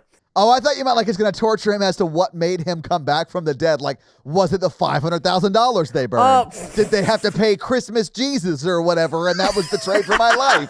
Like, was it the circle of people believing in me? Like, I don't know how it works. No, I think it'll be one of those things like in time loop movies where you can't die, and you're just like, why? Anyway, he comes back to life. That's what I want the sequel to be, Paige. Him fully trying to die. And like going into like these like impossible hostage situations and like trying to die but can't die and just mad about it. Can I tell you what I really want from the sequel? Please. Christmas crank. That's what I want.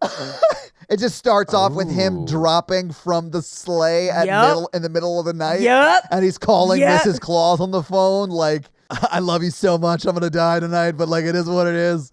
And then we get her side of the conversation.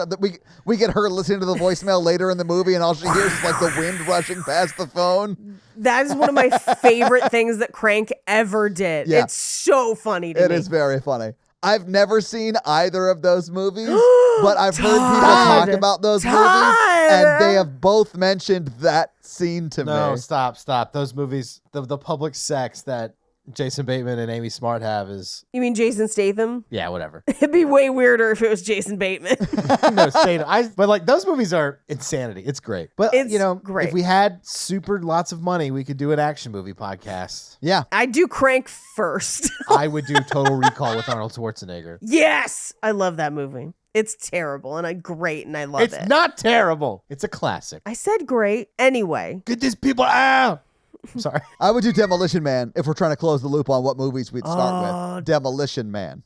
So he wakes up. He's alive. And they're like, oh my God, how are you alive right now? And he's like, I don't know. Christmas magic? Yeah. I don't really know how it works, which I love. Every time he says he doesn't know how it works, I love it. I would love it if in the second one we get like a Miss Claus who was like a science nerd and is the reason Christmas magic works and has been trying to explain it to him for 1,000 years and he just isn't interested. He's like, whatever, babe, it's fine. Yada, yada, yada, it's fine. I honestly, specifically want them to avoid explaining it forever. I know. I do like that. It's like the Looper time travel stuff. Like, don't worry about it. You don't really care. Don't worry about it. Like the origin story, like a Viking origin story where like, I don't know, Thor or somebody gives him the power and he's like, how does it work? He's like, I don't really know. Like nobody knows.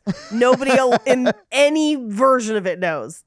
I would love that. But anyway, so he gets up and his reindeer are back and brought his spare sack and his skull crusher. Well, that was, there was a note from Mrs. C there. So I assume the skull crusher was from her. Yes. The original Skull Crusher. Yeah. And so he flies away into the night, and that's almost the movie. Did you stay for the post-credit scene? Also, did we talk about he finally ho-ho-ho'd after he killed John Leguizamo? Oh, yes. He did. We didn't say that, but you're right. He does finally I think it's ho, important ho. we have to mention that he found his ho-ho-ho back. Well, and when he comes back from the dead and he's like saying goodbye to the family and mainly Trudy, who has been like, she was the only one on the good list. So like he could have just like bounced. Yeah. If not for her. So he was like trying to save her the whole movie. They're like saying goodbye to each other. And he's more or less thanking her for like giving him the love of Christmas again. Like he's like, I found my purpose again. Yeah, but I love that his new love of Christmas is going to be murderous. Yeah. I'm here for it. Listen, as you do things a lot, you need to like put a little bit of spin on it to keep the spark there. And I get that. Absolutely. Yeah. Absolutely. But so there is a mid-credit scene. Yeah, the one with Bert as he's like doing a live TikTok or whatever. Yeah. He's like, Santa's real, bitch. Yeah. Yeah, Santa Claus is real, bitch. There's a dead body. Yeah. It's so crazy. And that's the movie. So having seen the movie, having talked about the movie, what did you guys think about Violent Night? I loved it. I'm going to go see it again with Jake and probably my father. That is appropriate. I will definitely watch this movie every year. I want to show my family too. Oh, absolutely. Yeah, this is definitely going to be like a Christmas tradition for us. It's way too fun. It's honestly like, I would say Die Hard is a Christmas movie. There are people who would argue that it's not. I definitely think this is like if Die Hard was even more of a Christmas movie, you know? And I'm here for that, absolutely. But I do love Die Hard and do consider it a Christmas movie. Yeah. Yeah, it is. Yeah. And it will always be. Die Hard 2 is technically a Christmas movie as well. Although it's not nearly as good. Yeah, okay. But Paige, do you have some fun facts for us? Not really, but there's a bunch of reviews that hate this movie. And I'm like, what? Why do you hate this? It's so fun. Why do they hate it? You know what I have to say to them? Bah humbug. Yeah, indeed. A lot of them think it's too violent. And they're like, who's this for? It's called Violent Night. It's called Violent Night. Well, hit us with your fun facts. Just a few fun facts. So that line about stopping the hijackers is specifically a reference to Mark Wahlberg. Is it? Oh, that's so funny. It's almost word for word, which is really funny. That is awesome. This is written by the same people who wrote Sonic the Hedgehog, the one that came out in 2020, which, by the way, is way... Love that movie. It's so much better than it has any right to be. I haven't it's so seen fun. it, but I remember you guys telling me it was good. Right. Now, the saint that is typically tied to Santa Claus, Saint Nicholas, is famous for a fight at the Council of Nicaea, which we will not go into today. Aww. But so he would not have been a Viking. This is an entirely new mythology, but I am kind of here for it. Now, Saint Nicholas, interestingly enough, is the patron saint of sex workers. I was unaware. The screams of naughty when he kills people is specifically a reference to Silent Night, Deadly Night. Hell yeah. And John Leguizamo at one point in the movie asks, what is this guy, a small town cop who wants to protect a bunch of kids, is a reference to Stranger Things, obviously, because it is David Harbour. Yeah. And for as much as people compare this to the original Die Hard, there's a lot more references to Die Hard 2, which John Leguizamo was in. So if you're looking for Die Hard... It has been a very long time since I've seen Die Hard 2. It's amazing how long John Leguizamo's been in movies. He looks good. He looks great for his age, he was honestly. in movies in like the mid-90s, like maybe early 90s. Like, yeah. Like he was in Pest. Mario, right? Yeah. That might have been like 89. Oh, yeah, the original one. Yeah, not the one with Chris Pratt. Yeah, and those are your fun facts. Well, thank you for those fun facts, Paige. Let's talk a little bit about box office. So what do you think the production budget was for Violent Night? And of course, it came out this year. This is actually probably pretty expensive. I think this was, especially after Sonic, because Sonic did so well. Yeah. I think they gave them some money to make this. I think this is about 40 mil. Okay. Mikey, what do you think? Ooh, I'm going to go a little lower, but the CGI gore this is the first time I actually saw the CGI gore, and I was like, oh, they're doing much better at this. They're getting a lot better. They are at getting it. a lot better, to the point where I thought a lot of it might have been practical with like CGI After Effects, like they touch up practical. Yeah. They have done that combination for a while very successfully, but I don't know. I honestly don't know if this is a combination or all CGI. I think it's a combo. I think it's 25 million. Okay, Mikey, you are a lot closer. I do think it looks like a $40 million movie, but they save a lot of money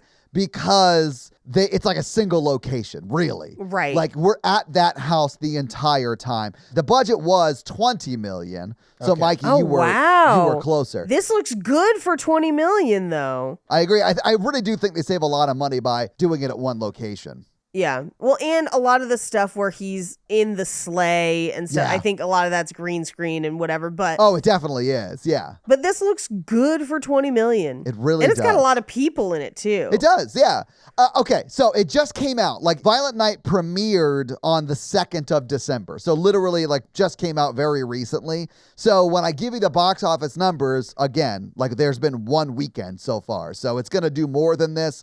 So, the weekend of December 2nd, it was number 2 at the box office. It was beat by the new Black Panther movie, Wakanda Forever, that has almost made $400 million already. Jeez. It's only been out 4 weeks. Just domestically? I haven't seen that yet. So, worldwide, it's made $736 million. Jeez. Again, that is Black Panther, not Violent Night. But I know. because of what happened with Chadwick Boseman, there was no way that movie was not going to be amazing. I haven't seen it Absolutely. yet, but I really, really But want think about to. what it would have made if he was in it and he didn't die. I would have loved for him to be in it because I actually really liked him as Black Panther. I did too. But I have heard that the movie is very, very... Long. I heard that the movie is very, very long. Oh, no. I heard that they spent a lot of time paying some reverence to him in it. I'm sure they do. Which I'm sure is going to make me sob uncontrollably. Yeah, I will cry when I go see that movie. I for cried sure. in the Fast and the Furious where they CGI'd Paul Walker. Paul so Walker. I'll know I'll cry in this. Yeah. I really want someone to go back in and like deep fake your and my face on those, like in that scene. So it's just like us where saying they're goodbye to driving each away? other. Yeah. You mean after Mikey dies by getting killed by a kangaroo? Yeah, well, yeah, this is after Mikey dies in the ring fighting his kangaroo nemesis. Right. Dr. Rue. But, okay, so Violent Night, again, is number 2 this weekend. Strange World was number 3. The Menu, a movie starring John Leguizamo as well, where I heard that's amazing. That's what gave me the idea that he does seem a lot like Steven Seagal, because in that movie, he openly admits to basing his character on Steven Seagal. I haven't seen the menu because it's a horror movie, and I assume we're going to do it at some point, but I did see it. Oh, I don't know that it's a horror movie. Oh, I thought it was. I honestly don't know. No, I think it's like a thriller, but not necessarily. I don't know. I do know that everyone I know who has seen it has been like, oh my God, go see this movie. And I just have not had any time to see anything that was not for these shows. The menu is technically black comedy horror is what it's defined as. So okay. Well, I still want to see it in theaters, but yeah, I mean, I'm sure it's good. People have been talking about it, and I like a lot of people in it. Yeah. We can do it next Christmas. It's wintry. Sure, that's fine. Anyway, so that was your top 5 that week, and I realized we sidetracked a lot, so let me go through them again. Black Panther Wakanda Forever was number 1, Violent Night was number 2, Strange World was 3, The Menu was 4, and Devotion was 5. Okay, so what do you think Violent Night has made? Well, let's do what it made in its opening weekend, and then I'll tell you what it's made since then, because it's been out a little bit longer than a week. But what do you think it made in its opening weekend, guys? So many people that I know saw this. Yeah.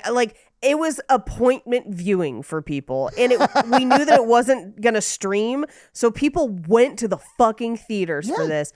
And a lot of people went, because it came out, you said it's December 2nd? Yes. Mm-hmm. So in LA, it was actually out in previews for Thanksgiving. Okay. So people were seeing it that weekend. I bet this made I bet it made its initial budget back. Okay. Mikey, you want to guess? 15. All right, Mikey, you are closer. It made $13.4 million. That's still pretty damn good on a $20 million budget. In an opening weekend, it ain't bad. It has made a total, and we're recording this on the 8th. So it came out on the 2nd. It hasn't even been out a full week yet, and it's made almost $17 million, $16.987 million. And it's made 8.6 internationally. So it already has made its budget back. It's $25.6 million worldwide, and it's only been on a week. This is definitely going to make money. I bet it tops out in between worldwide. I would guess 75 and 100 is where it ends worldwide in theaters. Yeah, probably, especially because it's going to stay in theaters at least for this month. At least till Christmas, right? Yeah. Yeah, well, and Christmas and New Year's are actually huge movie theater days because nothing else is open. So a lot of people go see movies those days. I've seen movies on Christmas and New Year's a number of times. I saw the first Avatar on Christmas Day. Sorry, it was Christmas Eve. Excuse me. Does that new one come out this Christmas? It's already out, man. Oh, it comes out the 16th. It's out here, but only in preview stuff. I saw them putting up signs for it at the AMC last night when I went to go see Violent Night. Yeah. I'm going to IMAX the shit out of that. Mikey, I will go to that IMAX showing of it. I want to go see it. They're always spectacle. Well, the first one was a spectacle, so I'll see it. Right. My dad and I saw Django Unchained one Christmas. I guess it was the day after Christmas, but I think those days, it's probably going to make a bunch of money. So it's making money now, but I think 3 or 4 weeks from now, it's probably going to end up number 1 or something around there. I'd be thrilled, honestly, because I would love to see them make a trilogy of these. I'm here so for this fun. type of movie. I love it. I hope there's a sequel. Yeah. Mm-hmm. And I feel like everyone I know, person to person that I interact with, loved it. And then a bunch of critics hated it, which, first of all, what did you expect? Yeah. Secondly, who do you, this is clearly not for you, I think. Yeah. It's fun. I'm like, well, and they're all like, it's too gory. And I'm like, sledgehammer, bro. Yeah, don't take your kids. It's in the title. Yeah. Yeah, it says violent. That's what I'm here for. I'm here for hyperviolence. Yeah, this is a rated R horror comedy. Maybe not even horror comedy, but action comedy about a Santa Claus killing people. And you know that going in. If you are signing up to watch the movie, you're gonna like the movie. You should, unlike the people that I saw the movie with, but they're dumb. Unless you've been ignoring what you're gonna go do all day. Someone was let's go see Violent Night. Okay, whatever. I can't imagine you wouldn't like this movie. Yeah. But that's your box office. So, Mikey, do you want to hit him with that scary scale? Yeah, scary scale is the scale of 1 to 10 of how scary we found the film when we watched it. Our 1 example is Ghostbusters. Our 10 example is Texas Chainsaw Massacre. Paige. 1. This is a 1 for me. Todd. I'm going to give it a 2 because that body horror was making me flinch a lot. I will also give it a 1. All right. And that's our scary scale. Yeah, it's not super scary. You could definitely get through it. Paige, do you want to rate this on your shoulders scale? Ooh, this is a pretty good shoulder scale. From Captain America before he gets the super soldier serum To Captain America after. yeah. Now, I am going to say I think Goldberg's shoulders are better. So I would probably, and I think I gave him a 6. I'm probably going to give this a 5, like solidly in the middle. But honestly, the tattoos, though, it's like a 5-6 wing, I guess, whatever you would call it. It's good. It's good. This is not the Myers-Briggs test or whatever the fuck. I don't know. Silent Night, Deadly Night 2, in which I don't think incorporated the shoulder scale yet. I'd give that like a 7. Damn. Okay. Yeah. Good to know. So this week, you guys made me watch Violent Night, and I think we're doing the listener request next week, right? Yes. So what did the listeners pick for the listener request? Do you guys know? Apparently they ran out of hot Santas, so they picked Orphan. Yes. Is that a winter movie? It is. Paige I actually looked it up. Yeah. I looked it up because I was like, I don't remember this being a winter movie, and then it's on like every winter movie list. I'm sad because the twist got spoiled for me, but I haven't seen the film, so. Well, cool. I mean, the finalists were Werewolves Within, Black Christmas. Crimson Peak was also on the final 4, and it's like the 4th time it's been in a listener request and not one. It's like the 6th time it's been on a listener request. There's a lot. so many. I'd like to make a statement regarding Crimson Peaks. Okay. The chair recognizes Mikey to the floor. Crimson Peaks is trash. Well, it didn't win. Orphan won, actually pretty handedly. It won with 44% of the vote. Crimson Peak was second with 29% of the vote, though. Yeah, because it's Crimson Week.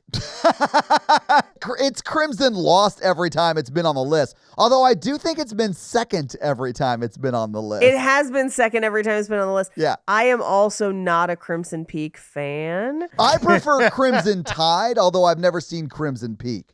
Get off my sub, or whatever it is. Love Crimson Tide. I will say, I do think talking about Crimson Peak on the show will be very funny given what happens in it and how angry Mikey will be. It's not just what happens. It's the whole, like, the direction. We don't have to talk about it. The listeners have asked us not to, in fact. Well, your homework for next week is to think about watching Crimson Peak real hard, but decide not to and watch Orphan instead, and check back for that episode next Monday. So, Mikey, do you have a review for us to read? Y'all, okay, I'm reading Shama Kazam's review. Well, what does Shama Kazama have to say? Y'all got me into horror. Oh, nice. Oh, yeah, nice. I was a certified baby until I found Mikey, Paige, and Todd. How do you become certified as a baby? Like, is it a government board that certifies you as a baby? It's like a 6-week process where you have to take some courses in shitting your pants, but also screaming. It's mostly a birth certificate. I guess it's true. I guess we all get certified babies. Yeah. I mean, I thought of that, but I was like, guys, it's not that. We don't have to overcomplicate it. You just give them a certificate.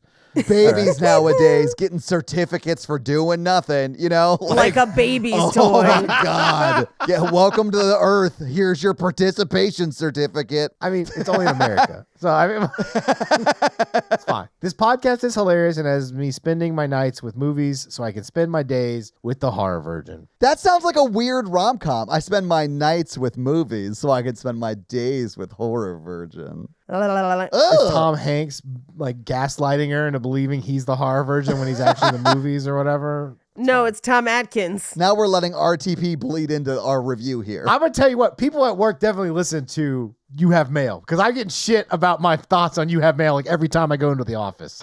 Oh, I have only had people come up to me and be like, you know what, you're right. And I never really liked that movie and never figured out why. And now I get it. I have the opposite. Like, yeah, but it's like really good. I'm like, no, there's no but. It's not. All right. Seriously, I'm a dog walker and I listen to you guys all day. It keeps me sane. Confused emoji. Okay. Was it a 5 stars? Okay. That seems pretty definitive and not confused. Yeah. Well, Sama Kazam, thank you so much for that awesome 5-star review. And if you want to have Mikey read your review, leave us a 5-star review. So, guys, if you like this show but want to hear this power throuple on another movie review show about romance and romantic comedies, check out Romancing the Pod, where Mikey, Paige, and I break down and make fun of romantic movies. It's a lot of fun, guys. Check it out. If you want to follow us on social, please do. We are at Horror Virgin or online at horrorvirgin.com. If you want to follow us all individually, you can do that as well. Paige is at Paige Wesley on Twitter or Rampage Wesley everywhere else, including TikTok. Mikey is at mrandolph24 and I am at Todd J. Awesome. If you like the show so much and you want to help financially support it, please do by going to patreon.com/horrorvirgin, where you can get a lot of great levels and a lot of great stuff like bonus episodes, director's cut episodes where they're a little bit longer and you get them actually a day earlier than the regular feed drop. We do a lot of great things like listener requests and stuff like that. So guys, check out the Patreon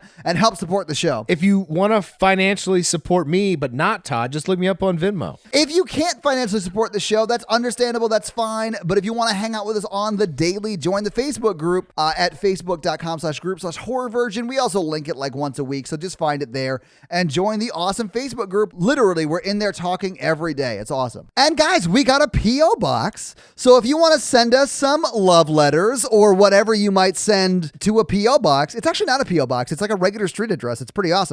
It's 6688 Nolensville Road, number 108-34, Brentwood, Tennessee 37027. So send us some stuff. Yeah. And if you want to check out our Twitch stream, we're at twitch.tv/ToddAwesome, where we will be playing horror video games. So if you have always wondered what it would be like to watch me get scared, you can now do that on Twitch while I play these horror games. It's twitch.tv/ToddAwesome, guys. Check it out. It's a lot of fun for you. Not a lot of fun for me. And if you haven't noticed, since October 1st, we have been running the new Horror Virgin blog. And when I say we, I really mean Katie from the Facebook group. She's been running everything. She's like the managing editor of the Horror Virgin blog. So if you haven't been to our Horror Virgin blog, go check it out. It's at horrorvirgin.com/blog. You'll see it. It's awesome. There's a lot of great articles. I mean, at the end of October, we have 31 awesome articles up, and they will continue after October, not on a daily schedule, though. That's just too much for Katie to handle.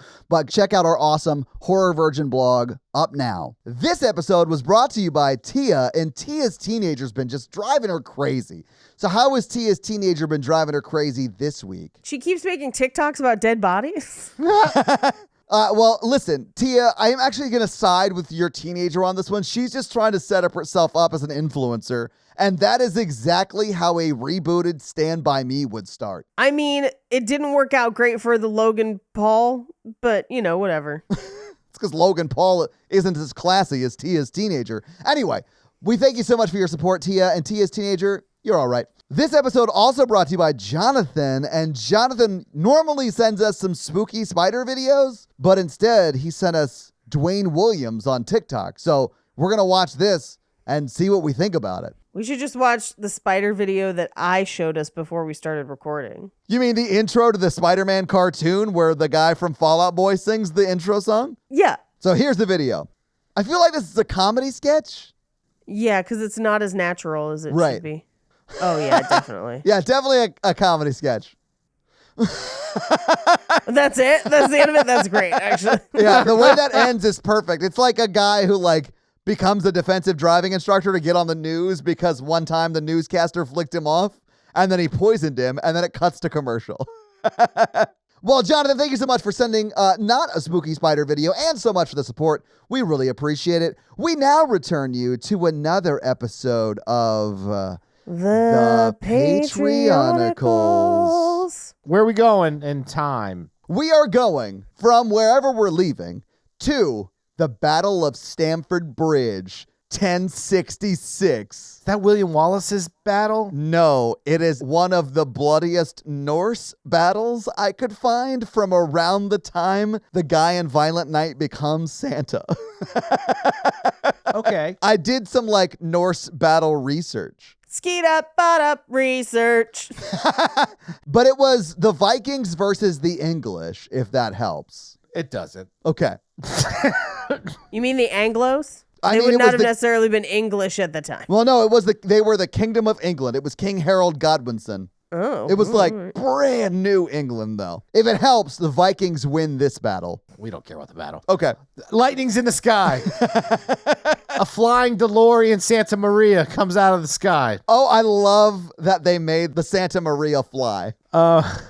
Amy and Driscoll high five as they say, hey, the ship can fly. We did it. We built those engines. And then Kate was like, I could have flown it with my telekinesis. And they're like, shut up, Kate.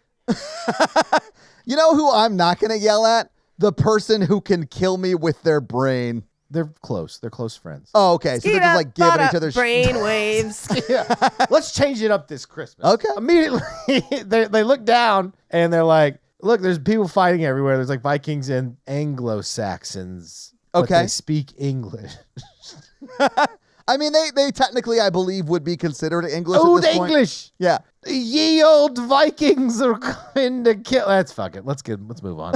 Anyway, they're like, we need the time police to come because we're sick of jumping around time. This has been a thing that's been going on for lots of episodes. It has been. It's been going on for a while. So let's fuck shit up in this time frame. Nice. Okay. So they throw Shining Donut overboard. He grows to a big donut, like a big Boston cream donut. And he starts shitting out Boston cream. I mean, everything you said about that, except for the word shitting, sounds delicious. It's coming out of his ass, but it is Boston cream, but he is a donut. So the little hole where stuff gets plugged into the donut is technically the donut's ass. I mean, again, that's gross, but I'd probably eat some of that Boston cream. It's good. Skeet up, donut. Butt cream. So he goes around doing that. So Karun is like, I am blue and I haven't had much to do during this time traveling stuff because I'm an alien. And you turned all of the Mun people into humans. And they are all normal humans right now. I think they got turned into normal humans. Yeah. Yeah, I was remember gonna just that. say, but also daba dee daba da because he said he was Karun is blue still. That's a fact. He's mad at the Mun people for a while. So he runs at Libby and just Goldberg spears her, which goes into Danielle, and they go overboard on the ship and fall down. And she forgets, but Kurt Russell kidnaps her for childcare. And then Aaron is like, what? We just turned human. And then she's like, Mr. Rage Bomb, go blow up. So Mr. Rage Bomb goes down. He blows up, kills a bunch of Vikings in the English. Okay. And then blows Karun and them safely, Indiana Jones 4 ridiculous style, safely onto the ground. Because that movie sucks, Todd. I don't think it's a great, like, Indiana Jones movie. I just think it's a fine movie. It's not a It's fine not movie. a fine You need to movie. rewatch that movie and see what you think about it. I've rewatched it before. It's my least favorite of the four. God. You but- rewatched that. It's not just a bad Indiana Jones film. It's a bad movie. Okay, we're moving on. Jesus. Skeet up, butt up, dog shit. That's what that movie is. Have you checked out that movie? Have you climbed in a fridge now? Scott made a thing, was like, oh, there's the king. Let's fuck it up. He throws Dave at the king, and Dave, like a comet, shoots through the air and impales the king. And like they both splatter around. Lots of gore. Okay. Wow. Nice. Wes Gross. is just looking at the mirror because he's like a super handsome guy now. And he's just like, damn, look at these shoulders and shit. He's like, damn, I would be 10 out of 10 on Paige's shoulder scale. Yeah, he's below deck. He's not even knowing what's going on because he's so handsomely narcissistic now. Yes. That's his plot. I love it. Nathan, the professional wrestler, was like, this is my chance to get some authentic Viking gear. So he like jumps overboard to like attack Vikings. Nice. To get like a Viking helmet and stuff, which makes sense. Oh, yeah. We're not going to go back in time and not come back with antiques, right? No, why would we do that? Allie the mermaid, she starts falling in love with Wes because she's also like unable to walk around right now. She's like, damn, now that Wes doesn't look like a dead Voldemort character in King's Cross Station, Wes can get it. Ow! And Wes is looking in a mirror like, I can get it. She likes someone who starts as a tadpole and then grows into like an attractive person because it's more like the evolution or life cycle of a mermaid. That actually does check out. Yeah, like that's Paige, I don't know if you know a lot about the courtship rituals in mermaid culture, but it's very much like that. Okay, but like, is it fish parts or people parts? Okay, so this is where it gets a little gross. It's definitely fish eggs that he spunks over. But that's just for breakfast. Right. I mean, that's caviar, right? Right. Mikey's, oh, God, is what made me laugh. Skeet up, fish eggs. Moving on. But yes, they're going to have a love story. And you guys get it. You guys are filling in the blanks. That's what you do. We know how story structure works. Yeah, Alex the magician, he goes down and throws out some pigeons and shit, and some Vikings start worshiping him as a god. What? As Loki. Hell yeah. I love it. Because he's doing tricks, Paige. Yeah, he's a trickster god. He's Illusions. like, check out this kick flip. Those are the kind of tricks he's doing. They're like, oh my God. When I heard you talk shit on Crimson Peak, I did not think that you would allow Tom Hiddleston to grace this podcast, but now Loki is here? If Harrison Ford can make a bad movie, so can Tom Harrison. Tom Hiddleston. Yeah. We're fine. And that Loki show was the best Marvel show. You guys didn't watch it, but it was good. Lauren the Cave Woman and Garotica, like she has a guitar and it's also an axe. So she goes down there and starts fighting people. Lauren the Cave Woman is knocking people down with her clubs. They're just like, if we kill as many people as possible, we'll fuck up the timeline. So Cody sets up his pawn shop, but he only really starts taking stuff off the dead people, like the crown of the king, if there was one in that battle, and then like some other stuff.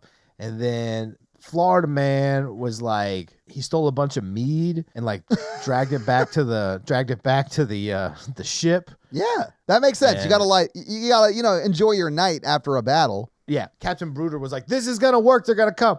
And then all of a sudden they appear. Sophia the Time Cop, Anthony the Time Master, and Jennifer, their assistant/lover, appear. And they're like, what the fuck are y'all doing?